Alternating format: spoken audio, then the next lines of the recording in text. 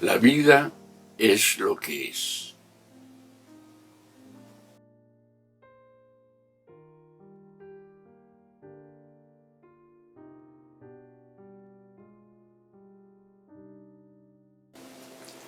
Por favor, acérquense, les dijo. Entonces ellos se acercaron y él volvió a decirles: soy José, su hermano, a quien ustedes vendieron como esclavo en Egipto. Pero no se inquieten ni se enojen con ustedes mismos por haberme vendido. Fue Dios quien me envió a este lugar antes que ustedes, a fin de preservarles la vida. El hambre que ha azotado la tierra estos 2 últimos años durará otros 5 años más, y no habrá ni siembra ni siega. Dios me hizo llegar antes que ustedes para salvarles la vida a ustedes y a sus familias y preservar la vida de muchos más. Por lo tanto, fue Dios quien me envió a este lugar y no ustedes. Y fue Él quien me hizo consejero del faraón, administrador de todo su palacio y gobernador de todo Egipto. Ahora apresúrense, regrésense a donde está mi padre y díganle: tu hijo José dice, Dios me ha hecho señor de toda la tierra de Egipto, así que ven a verme de inmediato. Génesis 45, versos 4 al 9 en la Nueva Traducción Viviente.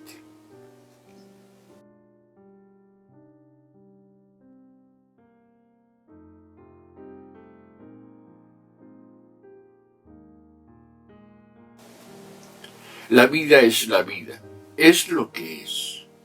No es todo lo justa que uno deseara, y qué bueno que así sea. No es lo que creemos, ni mucho menos lo que nos gustaría que fuera.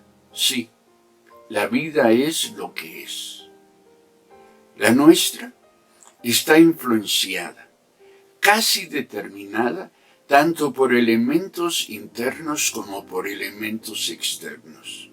Es decir, por cuestiones que se originan ya en nuestro interior o que son provocados por personas y situaciones ajenas a nosotros.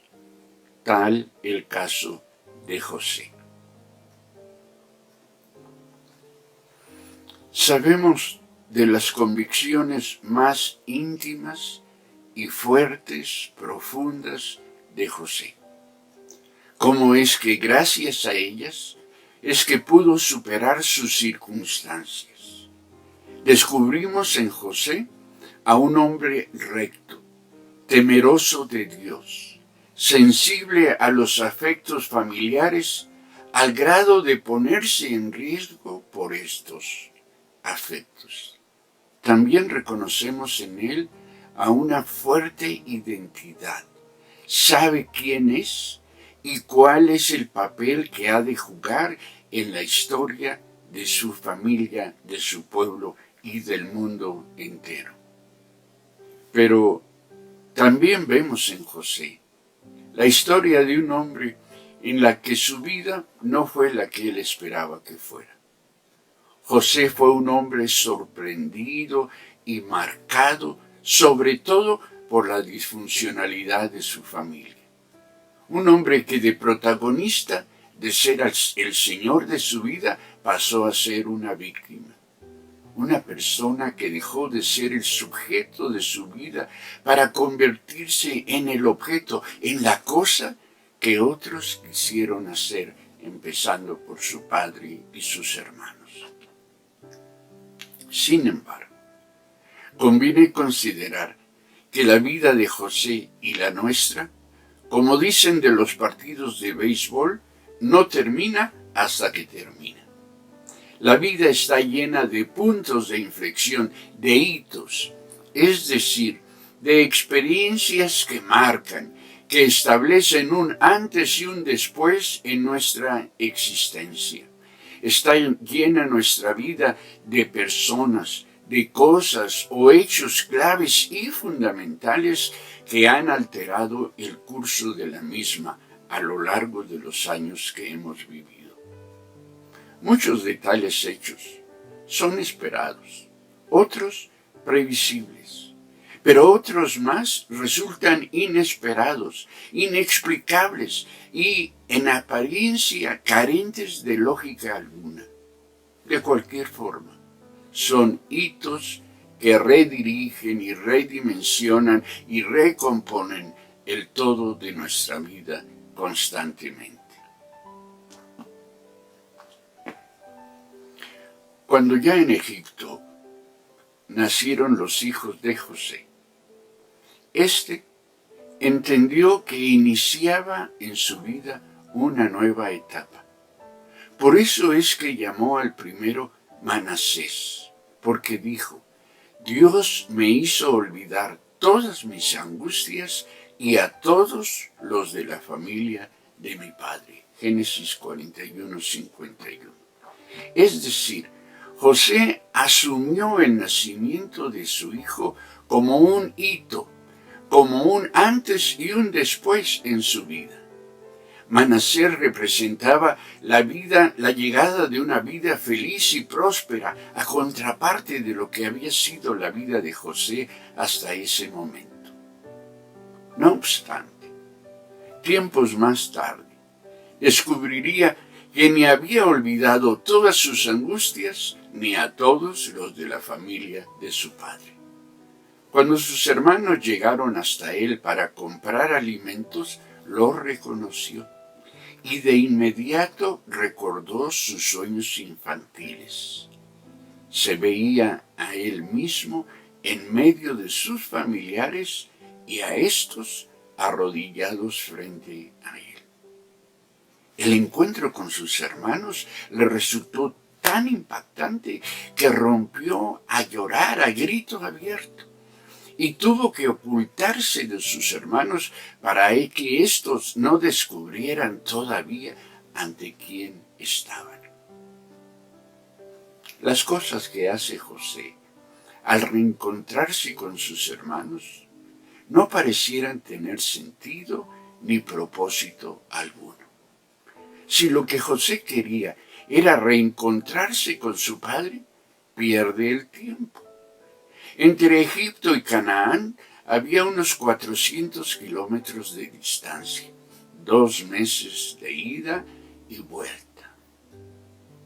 Si lo que quería José era venganza, su mensaje se vuelve confuso porque mezcla castigos y recompensas con sus hermanos. Me parece que la conducta de José solo revela la emoción confundida de quien, después de una experiencia negativa, se reencuentra con los que ha amado a pesar de que le han lastimado tanto. No solo es un reencuentro físico, es un reencuentro afectivo también el que se da entre José y sus hermanos.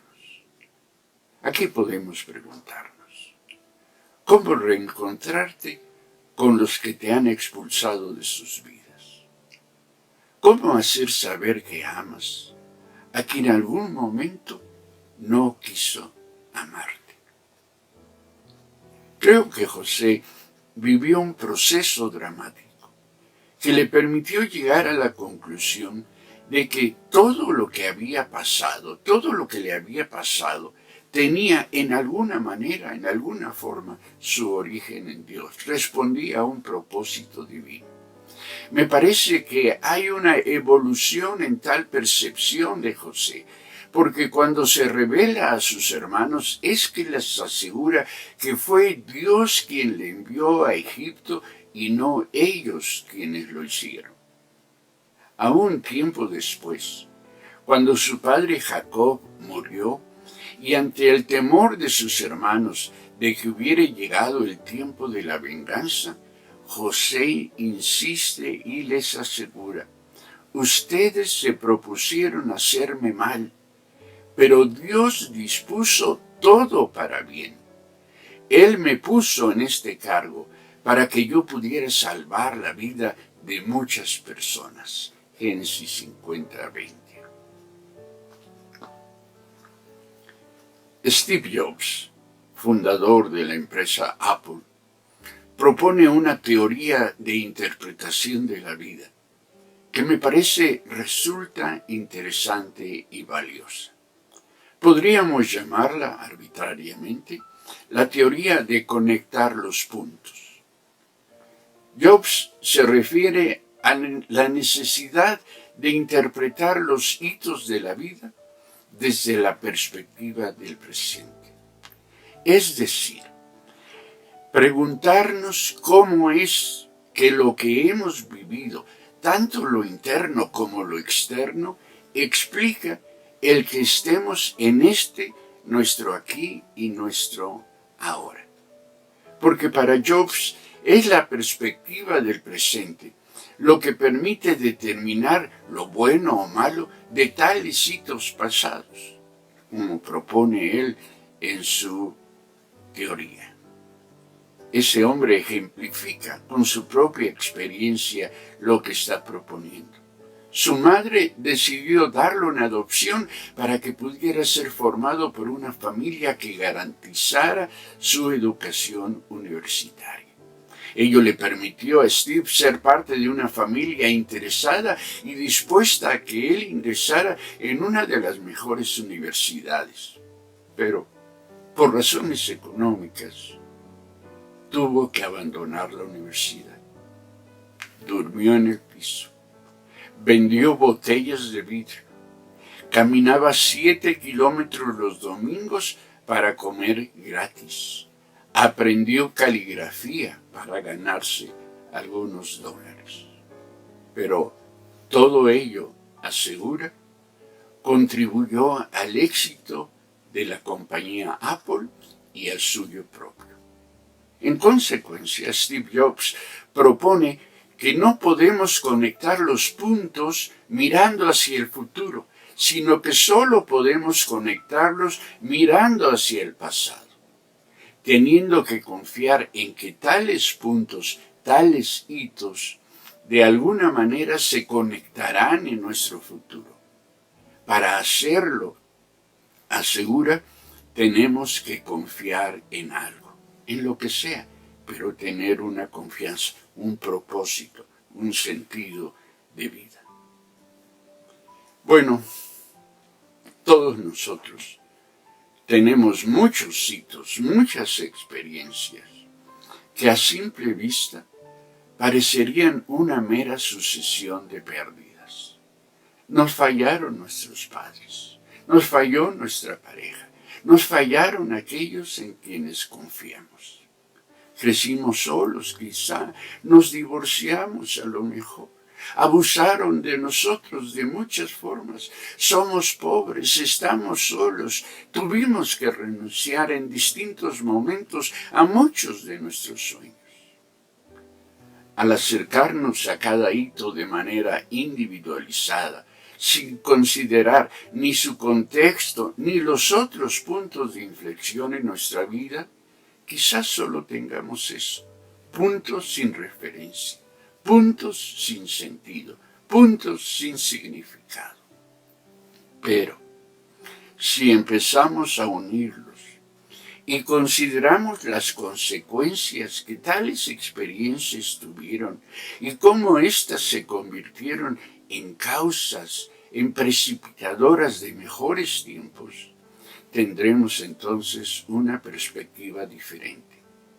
Como José, que concluye: Dios me hizo llegar antes que ustedes para salvarles la vida a ustedes y a sus familias y para preservar la vida de muchos más. Qué hermosa conclusión, qué hermosa convicción. Sin perspectiva, los hitos de la vida pueden ser considerados como lo peor que nos ha pasado. Pero la perspectiva los convierte y los puede convertir en lo mejor que nos ha pasado. Como aquella hija que me aseguró que lo mejor que le había pasado a su familia había sido la muerte de su padre, con todo el dolor que ello implicó. Porque decía, este hombre era un abusador, estaba degradando y castrando a los suyos. Su muerte evitó una mayor tragedia para su familia. Sí, hay la posibilidad de que lo mejor que nos ha pasado sea lo que más dolor nos ha provocado. Abandonos, separaciones, bancarrotas, soledad, fracasos, etc. Porque con toda seguridad podremos advertir que dado que nos hemos conservado fieles a Dios y a que hemos preservado nuestra identidad, Dios ha podido disponer todo para bien nuestro, para el bien de los nuestros y también para el bien de muchas, muchas otras personas. Pero cabe hacer aquí una observación. Los hitos de la vida, las etapas de la vida, hacen imposible que ésta vuelva a ser lo que fue. Tanto los que sufren los momentos malos como los que provocaron tales momentos dramáticos en la vida de otros, enfrentan frecuentemente de un mismo síndrome, el pensamiento del excarcelado. Quienes están en prisión anhelan regresar con los suyos, pero creen que regresarán al lugar, al momento y al modo en que las cosas estaban cuando ellos dejaron de estar presentes en el vínculo familiar. Pero estas mujeres y estos hombres, cuando regresan, descubren que las cosas no siguen igual, que todo ha cambiado. Han cambiado las personas, han cambiado los lugares, han cambiado los momentos, han cambiado los modos de hacer la vida. No pocos hombres que se han separado de la familia por distintas razones se decepcionan cuando regresan y la familia no los trata como los trataba antes de que se fueran. O madres que encargan a sus hijos al cuidado de la sirvienta o de alguna otra persona, descubren que no son lo que eran para sus hijos antes de encargarlos, antes de entregarlos en los brazos de otras personas. Como José y sus hermanos, tenemos que aprender que a cada nueva etapa corresponden modelos diferentes, nuevos y diferentes modelos de relación. Corresponden nuevos enfoques de lo que la vida es y de las circunstancias que ésta representa. Debemos saber que lo que fue no siempre es útil ni apropiado para lo que hoy se es, para lo que hoy se hace, para lo que hoy se vive. Finalmente, si la vida es una sucesión de hitos y cada uno de estos representa una forma diferente de vivir, podemos preguntarnos qué es lo que permanece. ¿Cuál es el elemento, el factor común que debemos fortalecer a lo largo de nuestra vida? La respuesta es obvia. Este factor es Dios. Jesucristo da sentido y regenera todo aquello que hemos vivido. En el caso de José, Dios fue la única relación que permaneció estable en su vida. No solo porque Dios estuvo con José, sino porque José se ocupó de honrar a Dios en toda circunstancia, en todo tiempo. José se mantuvo en relación y confiando en Dios. Como Job, ese hombre de quien hemos hablado, en el todo de su vida, José se ocupó de que Dios estuviera presente. Por ello, cada vez que pronunciaba el nombre de su segundo hijo, Efraín, José recordaba: Dios me hizo fructífero en esta tierra de mi aflicción, porque tal era el significado del nombre Efraín. Hermanas, hermanos, que lo mismo sea con nosotros. Que el Efraín que nos acompaña constantemente como testimonio del amor y del poder de Dios, nos permita, al conectar los puntos de nuestra vida, recordar en que en nuestros tiempos de aflicción Dios nos ha hecho fructíferos. A esto los animo, a esto los convoco en el nombre del Señor.